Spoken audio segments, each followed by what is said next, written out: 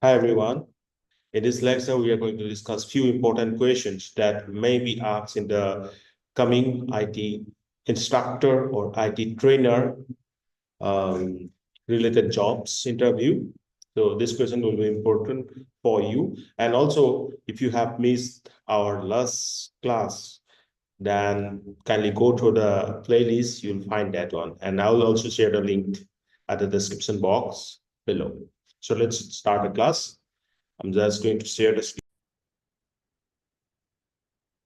तो last class के बाद जो क्वेश्चंस हैं हम पीछे डिस्कस करते हैं व्हाट इज लैन लैन क्या है लोकल एरिया नेटवर्क है that connects device with in A limited area like home office campus and in LAN we use devices like switches and routers. While wide is for wide area network that covers larger geographic area, suppose cities, suppose countries, then we will use WAN. And if you want to give an example of WAN, then obviously our satellite communication falls under it. Then how do LAN and WAN differ from each other? LAN coverage will be small, like your office, your home. When large coverage, like global, then speed will be high in the case of LAN, but in the case of when the speed will be relatively lower, then cost will be less in the case of LAN, but it will be high in the case of when because of the lease line.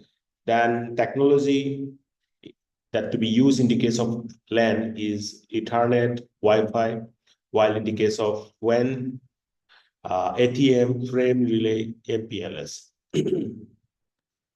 ATM synchronous transmission. Okay. Then what are the typical devices we use in LAN? Already told you, switches, router, and NIC. NIC stands for network interface cards. Then Ethernet cables, they are the devices that we use in LAN.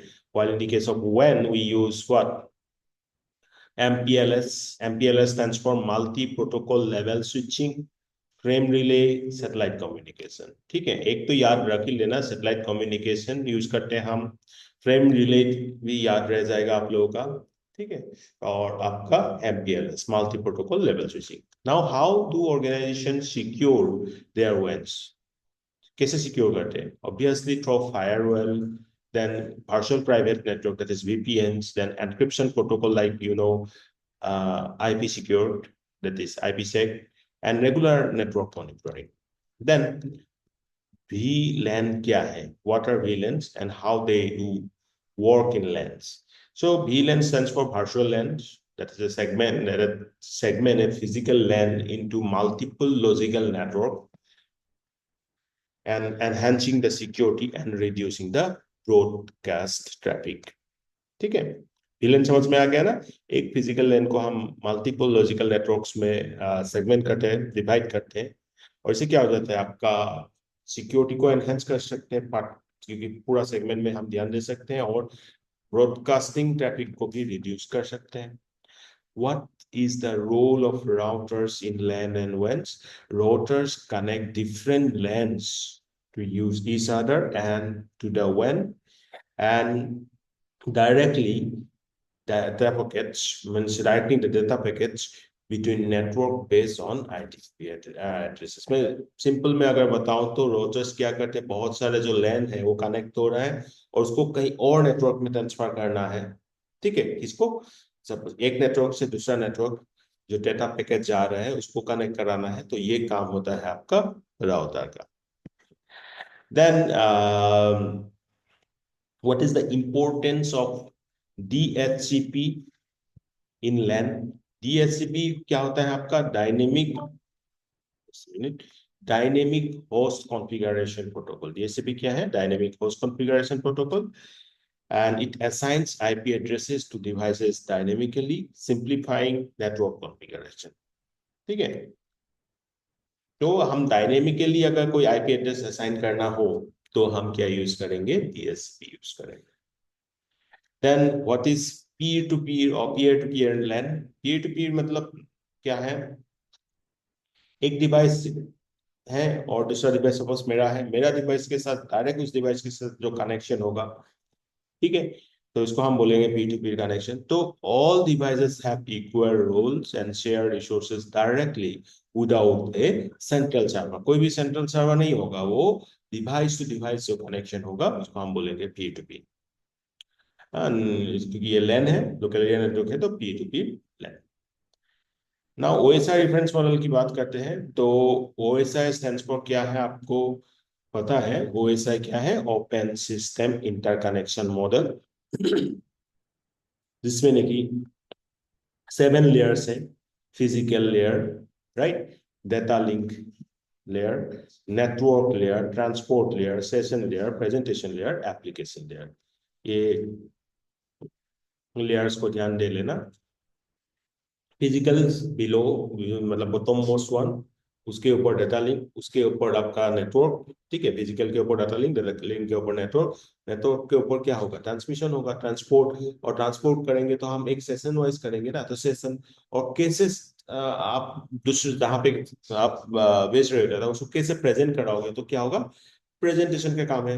Then presentation किसको करा रहा है? आपको, मुझे। तो ये हम कहाँ किस में काम करते हैं? एप्लीकेशन।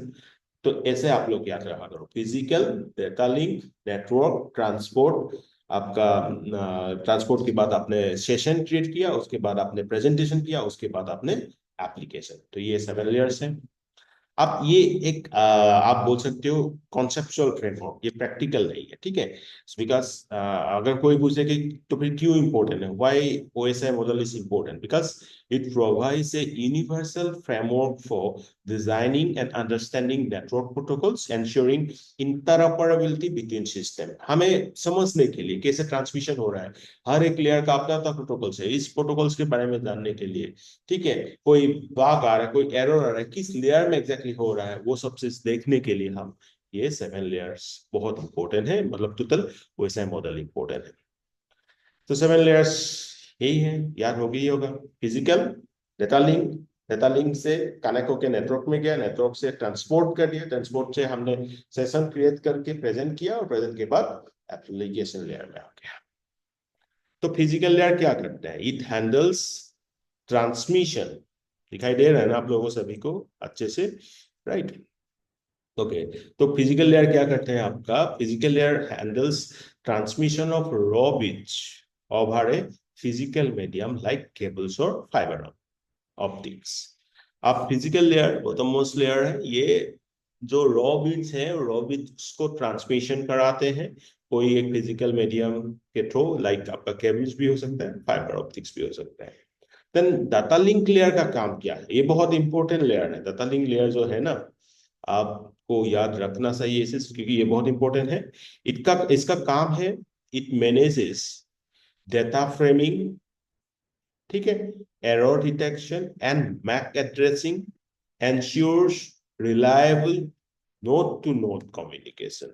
मैं फिर से बोल देता हूं, मैं बार बार बोल रहा हूं, ये लेयर हमारे लिए बहुत इंपॉर्टेंट है। ये करता क्या है? ये डेटा फ्रेमिंग करना है, एरर कुछ आया तो एरर डिटेक्ट करता है। मैक एड्रेसिंग, मैक मतलब एक पार्टिकुलर आपका डिवाइस का जो एड्रेस है, ठीक है, मीडियम एक्सेस कंट्रोल, जो डिवाइस बेस्ड एड्रेस होता है, यूनिक एड्रेस होता है, उस एड्रेस को एड्रेस करते हैं, right. Reliable node to node, device to device communication होता है, ठीक है। ये होता है डेटा लिंक लेयर का काम। Now explain the difference between transport and network layer. Transport और नेटवर्क लेयर के बीच क्या डिफरेंस है? डिफरेंस हमें क्या बोलना है? डिफरेंस। मैं अभी बताया था आपको कि ट्रांसपोर्ट के बाद क्या है? ट्रांसपोर्ट के ऊपर आपका सेशन हो गया और नीचे हो गया नेटवर्क, क्योंकि कोई नेटवर्क से ही जो आपका ट्रांसपोर्ट होगा ना। तो ट्रांसपोर्ट लेयर क्या करता है? डेटा डिलीवरी प्रोसेस को रिलायबल बनाते हैं। So it ensures reliable data delivery, transport layer. और इसमें हम प्रोटोकॉल यूज करते हैं, TCP यूज कर सकते हैं कनेक्शन ओरिएंटेड पर्पस के लिए। कनेक्शन लेस के लिए हम UDP यूज कर सकते हैं, ठीक है। देन नेटवर्क लेयर का क्या काम है? तो नेटवर्क लेयर भाई, जब हम कोई भी नेटवर्क में रहता है तो हमारा एक लॉजिकल एड्रेस होता है, IP एड्रेस होता है, राइट। तो ये जो लॉजिकल एड्रेसिंग को हैंडल करना और किस नेटवर्क में इस पैकेट को भेजना, ठीक है, तो इसके लिए हम यूज करते हैं नेटवर्क लेयर। नेटवर्क लेयर का प्रोटोकॉल है आपका आईपी, जो वर्जन 4 भी है, वर्जन 6 भी है। Good, okay, we are good. Then what is encapsulation in the OSI model? So encapsulation is the process where each OSI layer adds its own header to the data as it passes down the layer. तो OSI layer में जब application से देखो, मैं अभी आपसे बात कर रहा हूँ, मैं एप्लीकेशन लेयर में काम कर रहा हूँ, मेरे डेटा जाके कम्युनिकेशन में किसी और को सपोज मेल भेज रहा हूँ, तो ये कम्युनिकेशन एप्लीकेशन लेयर से होते होते नीचे से आपका फिजिकल लेयर तक जाते हैं, और हर एक लेयर अपना अपना हेडर डाल देते हैं। इस प्रोसेस को हम बोलते हैं एनकैप्सुलेशन। तो मैं फिर से एक बार ध्यान से दिखा देता हूं आपको। तो क्या होता है आपका encapsulation? Encapsulation is the process where each OSI layer adds its own header to the data as it passes down the layers. और आपको पूछ सकते हैं कि किस किस क्या क्या प्रोटोकॉल हो सकता है हर एक लेयर में, तो याद रखना जरूरी है। जैसे कि what are the protocols that operate at the applications layer. Application layer में आपका HTTP, ठीक है, hyper text transfer protocol, file transfer protocol, simple mail transfer protocol, DNS, ये सब HTTP, FTP, SMTP, DNS, these are coming under application layer based protocol। ये application layers का protocols है। आपको पर सारे लेयर का प्रोटोकॉल याद होना चाहिए, थोड़ा थोड़ा मैं दिखा देता हूँ। Different layers protocol.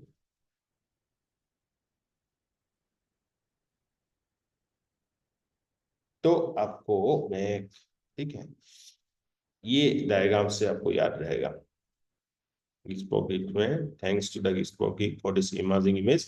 देखो, फिजिकल लेयर में लैन मैन ये सब आ रहा है, ये ठीक है। नेट डाटा लिंक में भी आप लोगों ने देख लिया था, डाटा लिंक में हमने फ्रेम रिले इसके साथ डील किया था, मैक एड्रेसिंग के साथ डील किया था, एरर डिटेक्शन में डील किया था। देन नेटवर्क लेयर में हमारे पास आईपी सबसे इंपॉर्टेंट प्रोटोकॉल है, ठीक है। बस RARP भी है, एड्रेस रिजोल्यूशन प्रोटोकॉल का reverse reverse address resolution protocol, ARP। ICMP है, IGMP। तो IGMP, ICMP, ARP, RARP and सबसे important IP comes under network layer. Transport layer में आपका आता है TCP, कनेक्शन ओरिएंटेड के लिए। कनेक्शन लेस के लिए आपका हो जाता है UDP, ठीक है। और एप्लीकेशन लेयर में सब कुछ आ जाता है, SMTP, FTP, TFTP, DNS, SMN, SNMP, बहुत ढेर सारे ये सब आ जाता है, ठीक है। और एक अच्छा डायग्राम देखता हूँ जिसमें 7 लेयर्स के बारे में आपको दिया होगा। हाँ, मिल गया एक। देखो, ये 7 लेयर्स है। फिजिकल लेयर्स में हम डील करते हैं ये सारे डिवाइस के साथ, coax, fibre, wireless, hubs, repeaters, ये सब आ जाएगा। हब्स, रिपीटर्स, ये सब फिजिकल लेयर काम है। डेटा लिंक लेयर में आपका ये फिर से फ्रेम्स आ गया, इथरनेट, PPP, स्विच, ब्रिज, ये सब आ रहा है। नेटवर्क में पैकेट्स, ये टाइम इंपॉर्टेंट है। और प्रोटोकॉल हमने अभी अभी देखा, आईपी प्रोटोकॉल आ रहा है, IP, SSC, IGMP, ICMP आ रहा है। ट्रांसपोर्ट में आपने देखा TCP, UDP आ रहा है। सेशन में आपका, हाँ, सेशन में इंपॉर्टेंट है, सॉकेट आ जाता है, ठीक है। APIs आ गया, सॉकेट्स आ गया, उनसॉक आ गया, तो synchronisation and chain port. Presentation में क्या आएगा, प्रेजेंटेशन कैसे हो रहा है, तो ये आपका सिंटेक्स लेयर है। SSL, SSH, IMAP, FTP, MPEG, AJPG, ये सब प्रेजेंटेशन का है। एप्लीकेशन में आपका HTTP, FTP, IRC, SSH, DNS। तो मेरे ख्याल से आप लोग ना क्या करो, इसका एक वो कर लो, स्क्रीनशॉट खींच लो, ठीक है। Okay, come come to this question answer portion now. How does the presentation layer differ from the application layer? Presentation layer application layer से कैसे अलग है? Obviously because presentation layer formats the data for the application, ठीक है। Present कर रहा है, ये फॉर्मेट्स कर रहा है। सपोज एनक्रिप्शन की बात आ गया, कंप्रेशन की बात आ गया, ये काम करता है प्रेजेंटेशन लेयर में।